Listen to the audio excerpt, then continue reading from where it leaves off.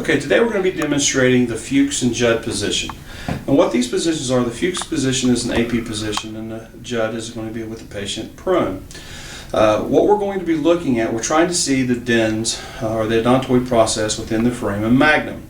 This is what some people call this the tip shot.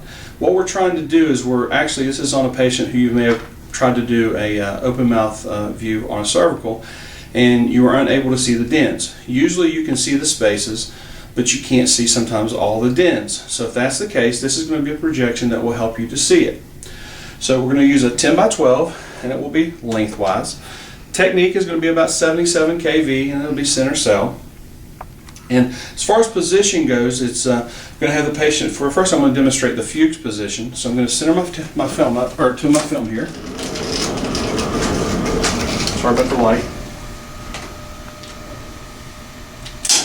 Okay. Now once it's centered up, what I'm going to do with the position, I'm going to have the patient bring their head back. And what I want to try and do is I'm going to get the MML perpendicular. So you need to bring the head back just slightly, back just a little bit.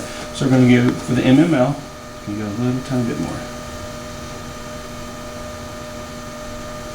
It's pretty close there. And then I'm going to make sure she's straight up the top. Okay. And then our centering for this is just going to be a little below the tip of the chin there, and at the MSP. Okay. Then we're going to make sort of tight collimation, about a 4x4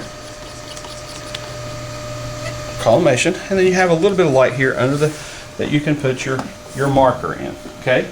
And this again should show the dens or the odontoid process within the foramen magnum. Okay, that's what we're hoping for.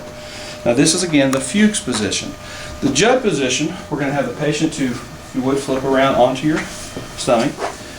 And one thing I can already tell you that I forgot to do there, which you can't do, is I forgot to shield. So we're going to use a full body shield.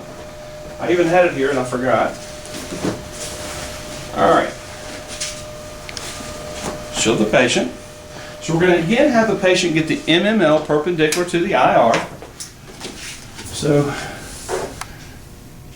that looks pretty close. I'm going to look again at the top, make sure her head is straight. And then our centering is going to be, it tells you about 1 inch inferior to the mastoid or about 1 inch inferior to the angle of the mandible. So we'll turn the light on. And we see the angle of the mandible is about right here, so we're going to go about 1 inch down from that point. So we can open up the collimation there. So it's going to be about 1 inch down from where my pin is. Centering line's here, and here's my pin. So we're going to go about 1 inch down from that. Okay. The mastoid tip is here, so it's about 1 inch down from that also. It's the same point. Okay. Collimation again is going to be about a 4x4. And of course you are going to have to flip your marker. This is now her left side.